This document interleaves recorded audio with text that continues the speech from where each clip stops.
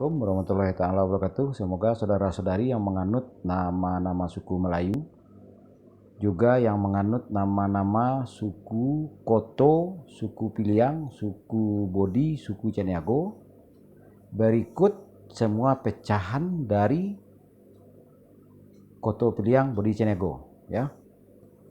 Sangat perlu dipahami era kesultanan nol, gelar-gelar Pangulu, Datuk, ya, nama-nama suku. Jangan apalagi era kerajaan, apalagi era nabi. Paham? Dan saudara-saudari itu tidak memiliki dasar yang jelas. Itu adalah melanjutkan kebohongan, melanjutkan rancangan yang dirancang oleh Belanda yang memang disengaja untuk menjadi perdebatan sampai akhir zaman. Jika orang-orang belum juga sadar, antum sekalian jika belum sadar, dan itulah pancang